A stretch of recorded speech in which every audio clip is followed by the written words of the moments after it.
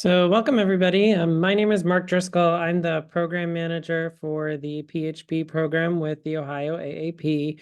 And we have with us also today Dr. Chris Bowling, who is our medical director for the PHP program.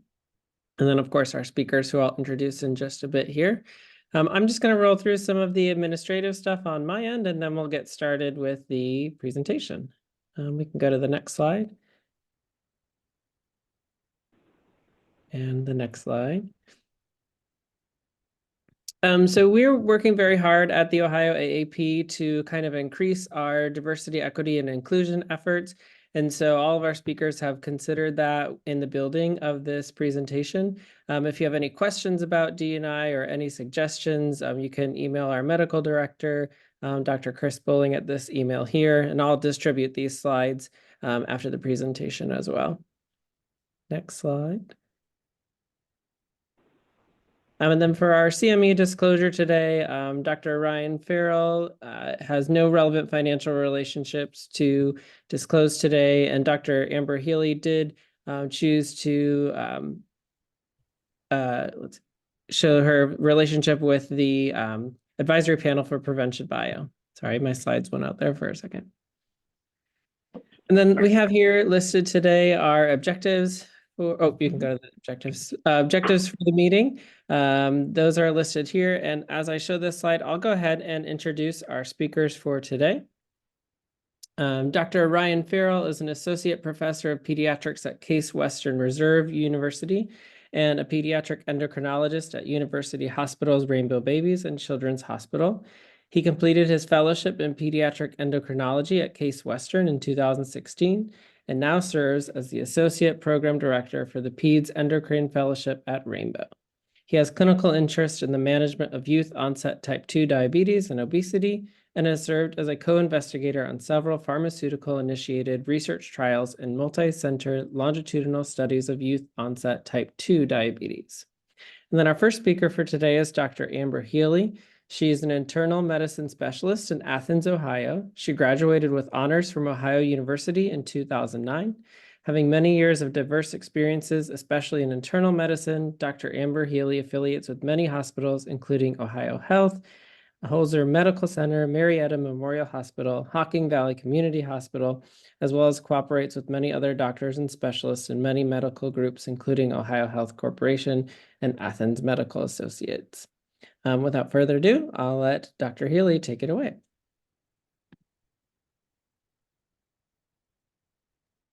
I had to unmute. If you don't hear that at least in one time, you're not on this a virtual meeting.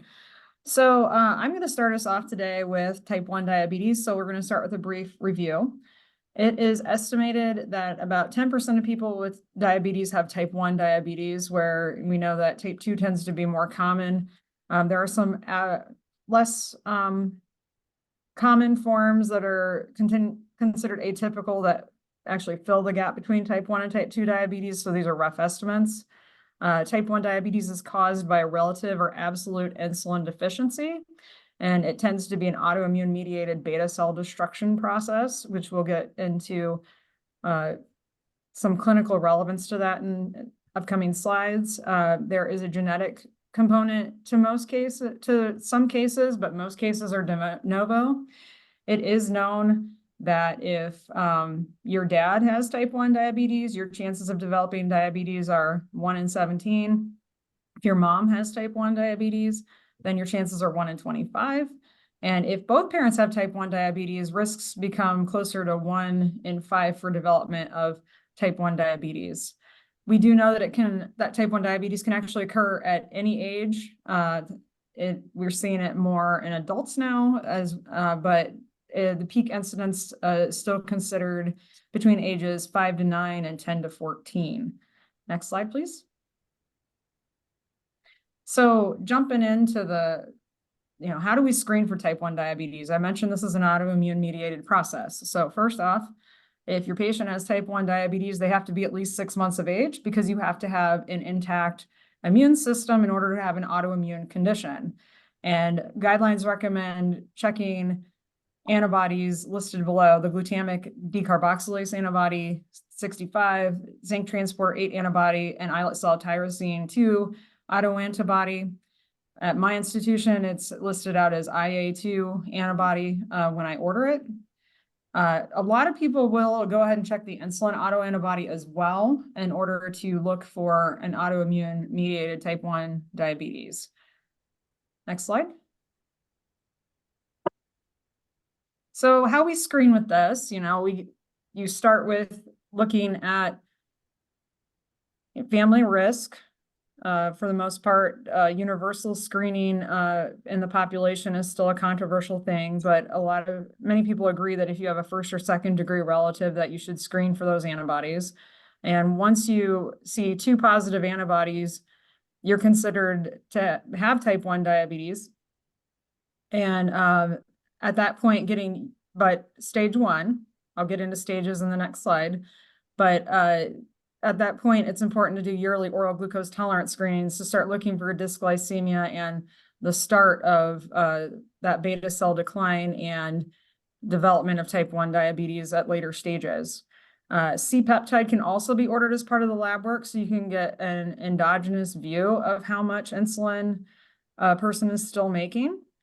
And then it's been shown that by the age of 3, 80% of children will have antibodies if they're going to have the antibodies, although there are caveats to this. I did have a patient in his 50s who looked very much like he had type 1 diabetes after being sent to me after an ER visit for hyperglycemia, where they started treating him as type 2. We gave him the antibodies tests and C-peptide and everything was normal. He was on insulin for a while, eventually was able to get him off the insulin, and he went to oral therapies for being treated looking like he was type 2. But then he presented in diabetic ketoacidosis, and when labs were repeated, and this was about 4 years later, they were positive. So 80% of the time here. Next slide. So I mentioned the staging of type 1 diabetes. And stage 1 is considered the 2 autoantibodies I mentioned a little bit ago. This is before there's any symptoms. Risk of developing type 1 diabetes is about 44%. So this is considered stage 1 type 1 diabetes. Stage 2 is where we start to see the dysglycemia, meaning they meet criteria for pre-diabetes ranges of glucose. So fasting might be between 100 and 125, and random numbers would be 140 to 199, or they'd come to 140 to 199 milligrams per deciliter on an oral glucose tolerance test. They're still not symptomatic, but the risk of progression to full-on type 1 diabetes is now 75% within 5 years at stage 2. And then stage 3 is generally where we tend to meet our patients. This is where we have the clinical diagnosis. This is where glucose levels are randomly over 200, or they're over 200 on that oral glucose tolerance test. Fasting number might be over 126. They do have hyperglycemia, and you usually start to see your symptoms like polydipsia, polyphagia, polyuria, weight loss, blurred vision, being more tired. Maybe in a kiddo, you might see more bedwetting that's out of character for them, and problems at school. And stage 4 is just a continued progression of beta cell destruction and failure, which leads to an overt type 1 diabetes. But because between stage 3 and stage 4, we talk about the honeymoon phase, where some of those beta cells that have been damaged will rally and make more insulin for a little bit while until they drop off, and then a patient's insulin requirements will go up. Next slide. So when to screen for type 1, and I started to try to jump into this a little bit earlier, but as I mentioned earlier, multiple studies will support screening children who have relatives with type 1 diabetes. There's also evidence to support that if, a patient also has other autoimmune conditions like Hashimoto's thyroiditis or celiac disease or something along those lines, they might be at higher risk for another autoimmune condition like type 1 diabetes. or if they have a family history of other autoimmune conditions, someone else in the family has lupus, someone else in the family has rheumatoid arthritis, it might be a good idea to check and see what the individual's risk for type 1 is with those antibodies. But universal screening still is not widely recommended. There's there's people that debate this a little bit, but in general, it's currently recommended that if you've got family history aligned with the previously mentioned, it's more important to screen for type 1 diabetes. Next slide. The first thing she said was, "Did you see the eclipse yesterday?" Question mark. All right. I did see the eclipse. Anyway, why to screen for type 1 diabetes? So it can help families prepare for what's coming. If you know what you're looking for, if you know what symptoms to potentially, you can counsel symptoms to look for. Like, is someone becoming more tired? Are they more thirsty? Are they, using the bathroom more? Have they lost a bunch of weight? I know. And to prevent diagnosis from occurring in DKA, because, as we know, diabetic ketoacidosis does have higher risks associated with it. It's a condition we don't want to miss. And when people are diagnosed in diabetic ketoacidosis, that can be a problem. And then to consider new medication options for prevention, because there has been a lot of studies in the fields of preventing the progression of type 1 diabetes, and there is an FDA approved medication that can be used to help prevent progression of type 1 diabetes from stage 2 to stage 3. Next slide. So I think this slide is important because, you want practical applications for this. So what codes do I use if I want to screen my patient for type 1 diabetes because they have a family history and I've identified that they have that? And so here are some of the diagnostic ICD-10 codes that insurances will accept to cover this. Next slide. Other resources for patients. TrialNet's a big one. They limit their screening to family members of people already diagnosed, with family members that already have type 1 diabetes. They've been a big study that helped uncover some of the different factors that we've noticed with type 1 diabetes in families. AskHealth.org is another place, Cascade Kids. The T1 Detect through the JDRF is another opportunity to screen for type 1 diabetes. They actually have an at-home test kit that they charge a certain amount for, that you can do in the patient can do in the comfort of their own home, and they are less strict about the having someone in your family with it. And then some of the commercial labs that offer these lab tests are LabCorp and Quest Diagnostics. Our organization ends up sending a lot of our tests out to the Mayo Clinic, and then they come back to us in a week or two. Next slide. So with respect to the prevention consideration, I mentioned preventing hospitalization and DKA just from awareness. But now that we've got the ability to prevent onset from stage 2 type 1 diabetes to stage 3, there is a drug called teplizumab. It's a monoclonal antibody it's a T-cell modulator, and it has been shown in some trials to prevent the progression to stage 3 type 1 diabetes. So there was a median of 2 years of preventing progression with the treatment group compared to the control group. So the control group that did not receive the drug progressed to stage 3 type 1 diabetes in 24 months, whereas the treatment group, it was 48 months in the study. And fewer individuals in the treatment group progressed to stage 3 compared to the control group. So this is available, and I think that to date, there's been 1 infusion in the state of Ohio at this point. Next slide.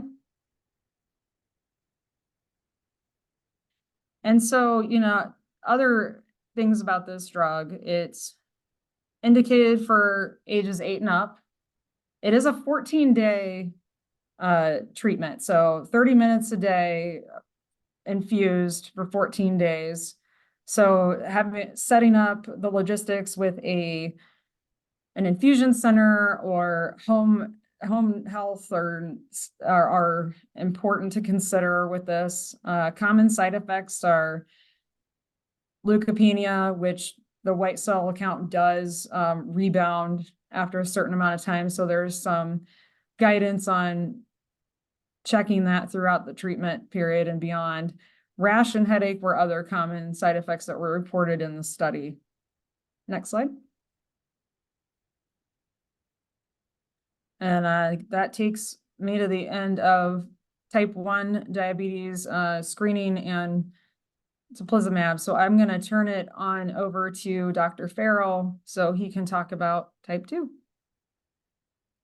Very good. So I will speak more to youth onset type 2 diabetes, and in contrast to Dr. Healy, who I think has a nice delineation, and there's been increasingly good protocols of screening and consistent recommendations. In youth onset type 2 diabetes, we are actually running into more questions than we are answers, and so we'll kind of muddle our way through that over the course of the next 20 minutes or so.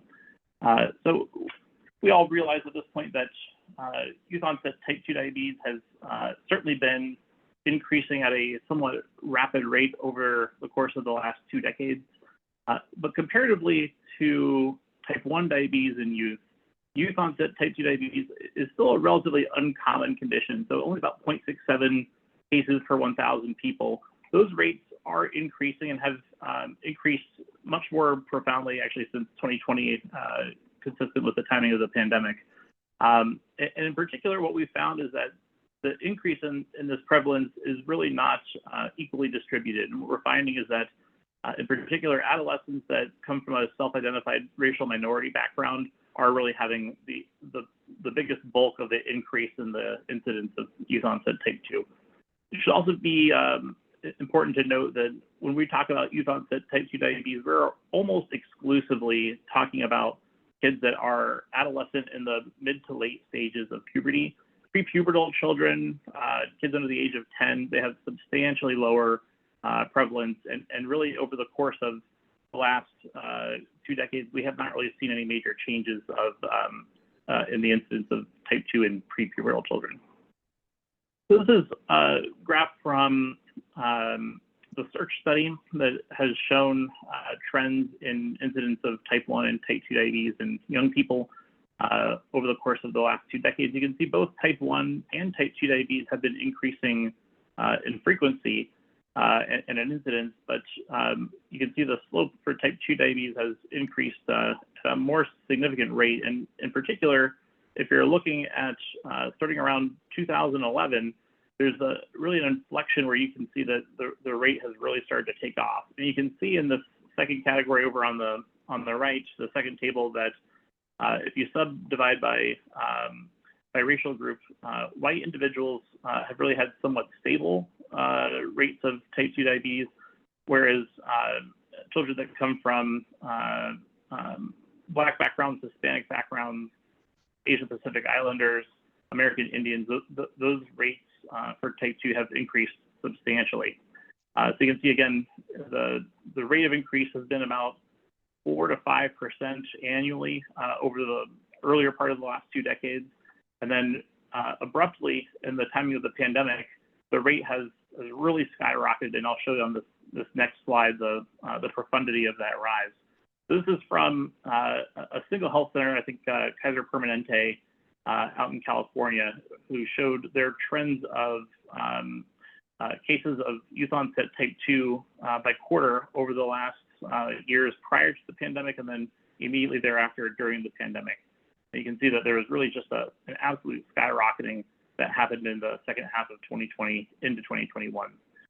The black dots below are the prepubertal cases. So again, pretty uncommon and has not really changed dramatically.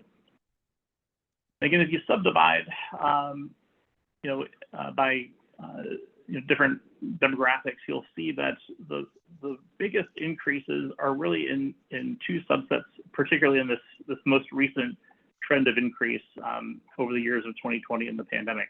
Male patients have actually had a significant increase in their incidence of type 2, upwards of an 83% bump up. And then the Black race and ethnicity background, Black non-Hispanic, has increased by almost 95%. So it's a tremendous rate and very alarming, as you can imagine.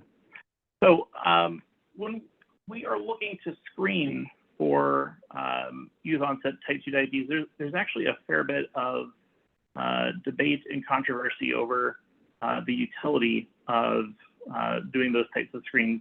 And we'll kind of talk through why that still may be important to do.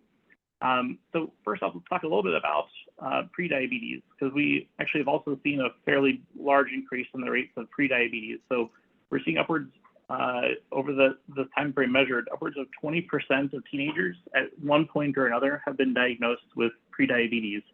And we would often think about prediabetes as sort of being a major risk factor for the progression to youth onset type 2 diabetes. But in fact, what we've often found is that there's fairly surprising rates of remission, anywhere between 45 to 80% of individuals that are diagnosed with prediabetes will actually spontaneously resolve. And so when we screen, children that we find to be at particularly high risk for type 2 diabetes, the screening yield is actually pretty low. So we screen individuals based off of risk factors, which we'll get into. And when we try to identify who's actually going on to develop type 2, it's usually less than 1% of that high risk group. So it's still, again, a comparatively very uncommon condition still. Again, just looking at the prevalence of youth onset type 2 in contrast to obesity. So we, about 1 in 5 kids will have obesity, and yet despite that, still this very low rate of youth onset type 2.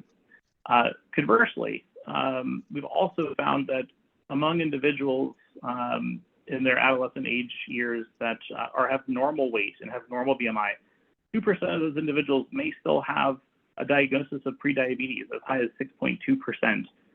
So, there's something going on here. And I think the first question we have to ask ourselves is the definitions of what we call diabetes and prediabetes in youth are really drawn from adults. And we should maybe pause and reflect as to whether or not that application is appropriate or not.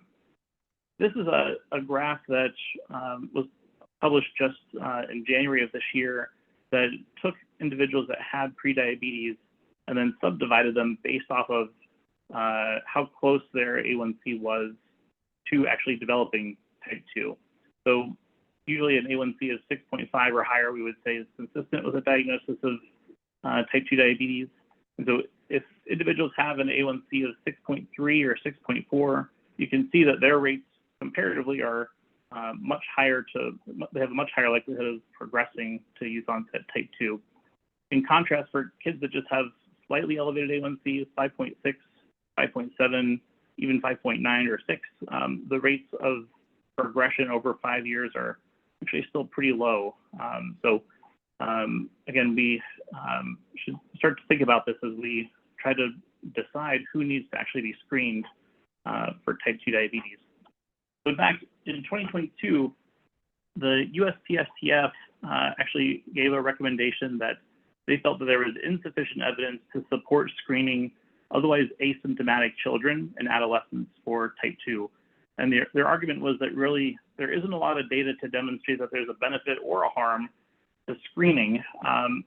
And to this point, we don't really have a lot of studies that demonstrate that if we do catch, youth onset type 2 diabetes at a very young age or early in the disease course, that we can, effectively intervene to prevent that progression. And so for those reasons, the recommendation was as follows then.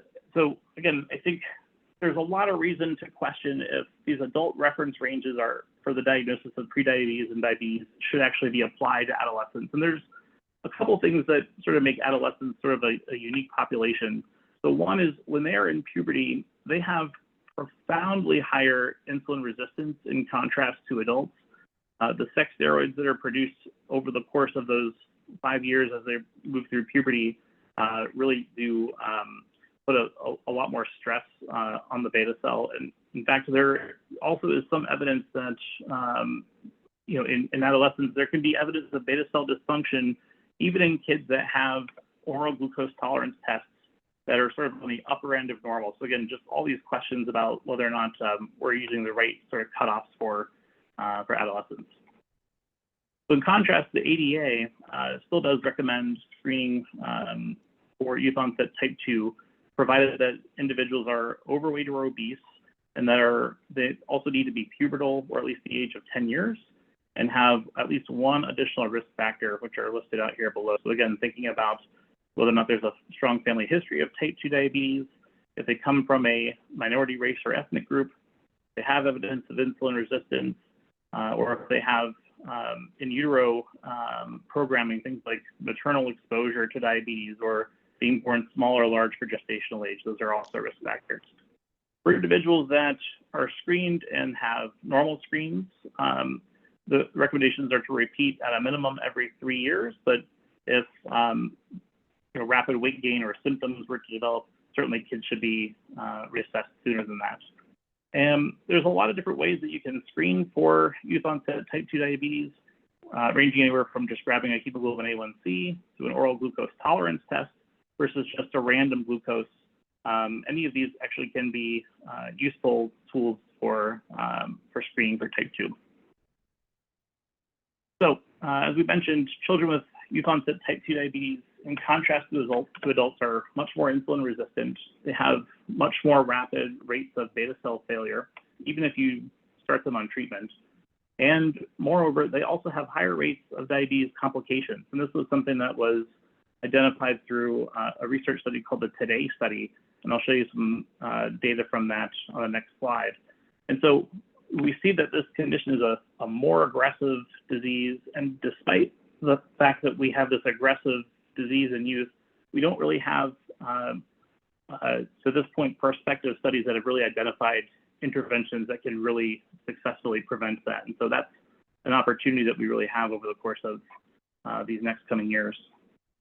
This was data that was published a few years ago in the New England Journal of Medicine that showed really just the cumulative significant progression of diabetes complications.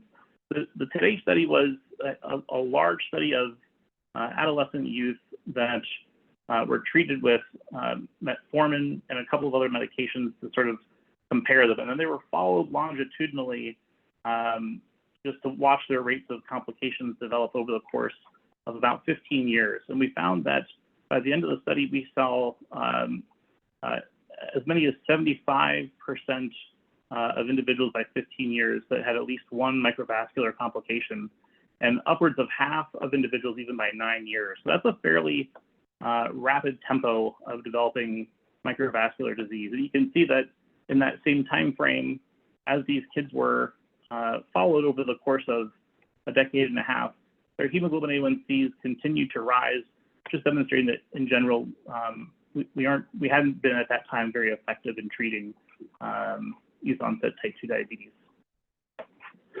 Moreover, we've also looked, so is there a way that we can intervene earlier? And that's sort of what this RISE study was trying to identify, is if we intervene early, if somebody just has prediabetes or very early youth onset type 2 diabetes, and we start them on treatments to help improve their beta cell function over time. And so in this study, they recruited about 90 kids and then treated them either with metformin or 3 months of a basal insulin called glargine with another 9 months of metformin thereafter.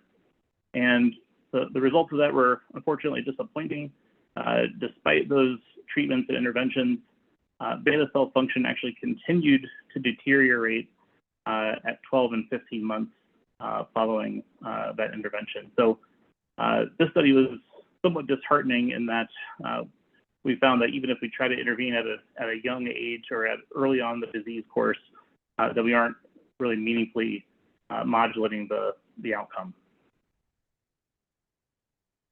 So just to speak a little bit more to this question about what is a normal glucose value in an adolescent. So obese youth with even what we normally consider normal glucose tolerance tests, so meaning a 2-hour glucose less than 140, there are some individuals that are at the higher end of the normal reference range that are already showing some impairments in beta cell function. So when somebody has a glucose tolerance test and their 2-hour glucose level comes back at 120 or 130, we call that normal now, but in fact, those individuals already are having some evidence of altered insulin release from the beta cell.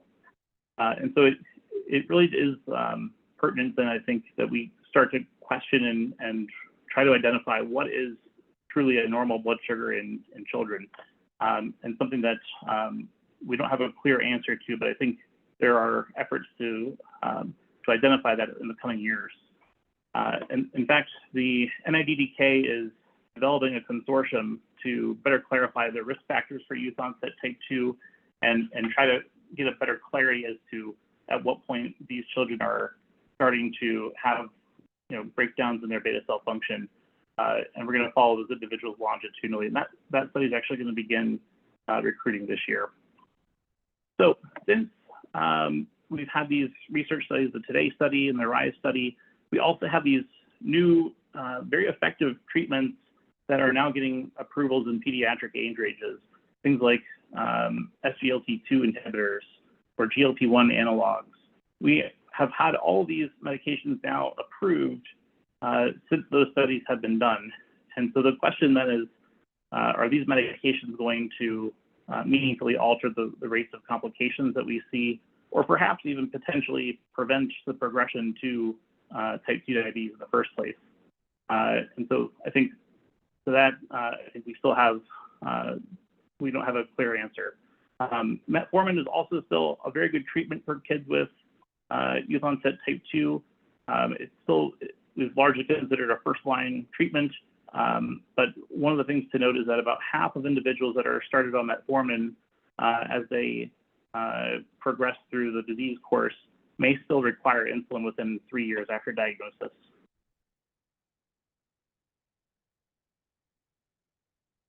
So to that effect,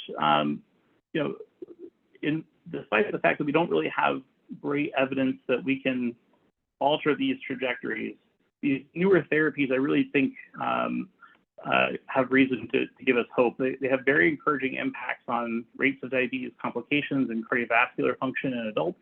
And the hope is that we'll start to see these things play out in the next 10 years as we follow these this next generation of kids with type 2. In the meantime, I think we also now certainly realize that we need to address where we can as pediatric healthcare providers ways to try to change this trajectory years before we move into adolescence. And so we need to start thinking about, even in toddlerhood, starting to think about avoiding things like sugary drinks and highly processed carbohydrates, making sure that we're getting adequate aerobic exercise, avoiding a sedentary lifestyle, addressing things like mental health disorders or sleep disorders, which have all been also associated with type 2 diabetes. And focusing on weight as a predictor, I think, in terms of developing major risk factors for type 2, I think is meaningful and important. And the last thing I'll say is that I think we've all spoken, I think, for the last several decades about the importance of things like family-based lifestyle intervention programs. And I think those will always have a mainstay in terms of the way that we treat youth onset type 2 diabetes. But what we found, I think, is that it's problematic for a lot of families to participate in these types of programs. The definition of a high intensity lifestyle weight management program requires usually at least 26 hours of face-to-face contact with providers. And that's a huge investment, and an investment that some families may not be able to commit. And so I think that is part of the reason why we've started to see the American Academy of Pediatrics start to consider recommending more aggressive use of anti-obesity medications, which in the last couple of years have had several new approvals down to the age of 12 years. And increasingly, we're also starting to think a little bit more about adolescent metabolic bariatric surgery, recognizing that this really has a tremendous impact on kids with type 2 diabetes. And in fact, we see very impressive rates of remission in kids that have been followed as part of research protocols. So major take-home points with regards to type 2. So no studies to this point have demonstrated really effective therapies to prevent the progression from prediabetes to youth onset type 2. But we have these newer treatments, things like GLP-1 analogs, that we have reason to be hopeful for.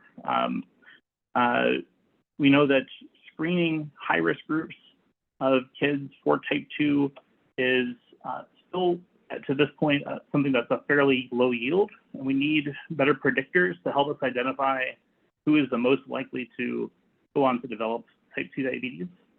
And again, as we mentioned, defining prediabetes in youth based off of adult cut points certainly has problems and really need to kind of redefine what is prediabetes in children. We certainly know that puberty in the background of insulin resistance is a mediator that seems to be associated with the progression into beta cell stress and beta cell dysfunction. And as we mentioned, these interventions that we start now, before kids move into puberty, I think give us the best hope for us to alter the trajectory of these types of conditions. So with that, I will pause and inquire about any questions.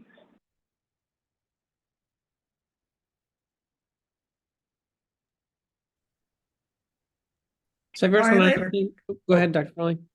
I was going to say, Ryan, I have one quick question for you. In looking at the recommendations around screening for type 2 diabetes, there were the screening in the obesity guideline that came out last year. Do you think that was too strong, in your opinion? Was that too strong of a recommendation based on what you said today? Well, I think a lot of the decisions that I think were made as it relates to screening otherwise asymptomatic individuals is in part based on the fact that to that point, in terms of the data that was available, that we really didn't have a good capacity to do anything about it. And these kids would eventually become symptomatic. And if you caught them before they were symptomatic versus after they were symptomatic, did that change anything? But I think in the setting of these newer medications now being available, I have reason to feel like we may actually be able to catch these individuals at an asymptomatic time point, put them on a medication like Victoza or another GLP-1 analog, and actually potentially maintain them off of insulin for a longer period of time. So I think it's actually important for us to really be aggressive in our screening, even if our screening is not giving us a wonderful yield at this point. I guess the first step is always knowing you have a problem, and then I think so. Yeah.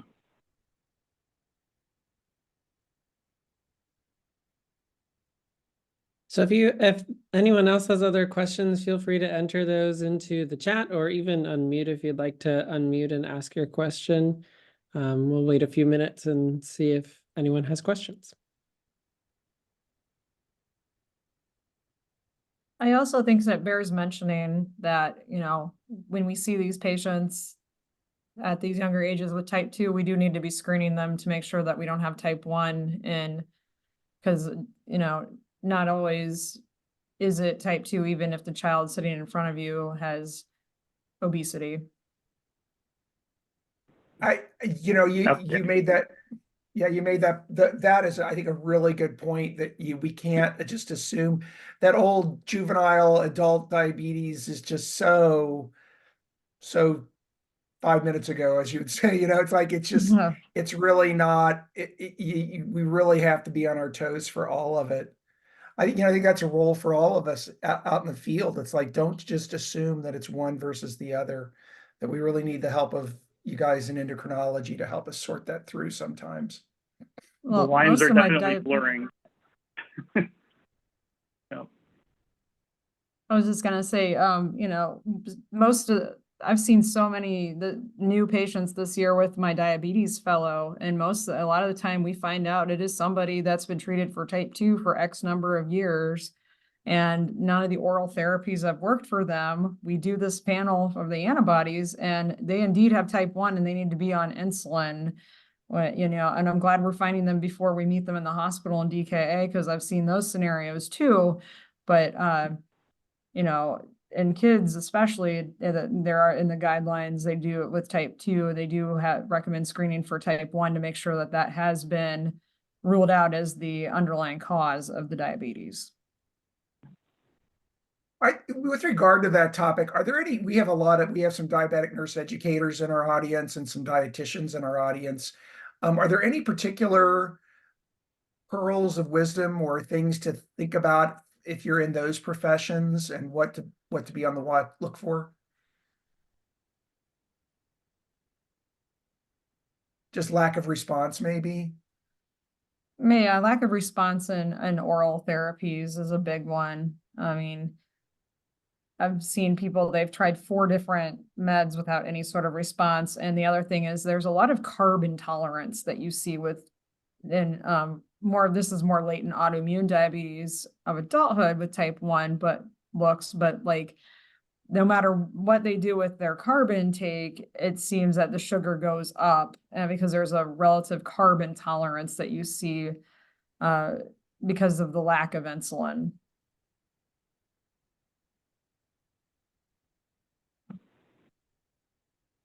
Interesting.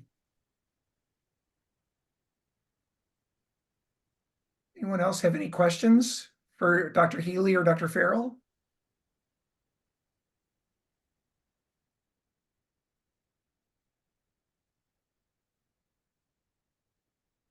I think we can turn it back over to you, Mark. Yeah, so I'll say first, of course, we want to thank Dr. Healy and Dr. Farrell for a very informative education today. I just have a few notes from the Ohio AAP, and as well as when I'm going through this, feel free to interrupt me with questions that may come at the last minute here too. I will mention that our PHP education program has 2 remaining webinars. The first is Understanding and Responding to the Needs of Children with ADHD on Tuesday, April 23rd. And then we are doing an education on anxiety in the tween age child, so kind of the middle school ages there, which is on Thursday, May 30th. Some of you may have seen that when you registered for this webinar, because those were included on that registration form. But if not, you can register at that QR code, and I'll also send that link out following this presentation. And then on the next slide, our spring meeting is coming up next week, but there's still time to register. That's next Friday at the Dublin Integrated Education Center from noon to 3:30. Excuse me. We'll have 2 pieces of education there, one on ADHD as well, and then one about lead prevention in your clinics. Again, you can register at that link with the QR code there. And then on the next slide, our PMP program, Parenting at Mealtime and Playtime, is hosting a training on maximizing micronutrients on April 24th. And again, there's the QR code for registering for that. And then I think there's one more. And we are still have copies of our lead poisoning prevention resource. This is a children's board book that kind of goes through some of the ways that you can mitigate lead poisoning in the home. So if you're interested in that, you can use this QR code to order up to 120 copies of that book there. And I think that should be it. Yeah, so otherwise, once again, I want to thank Dr. Healy and Dr. Farrell.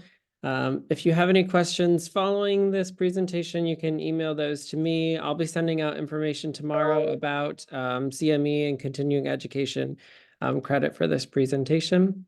Otherwise, I hope everyone has a great end of their Thursday and a great weekend. Thank you all so much.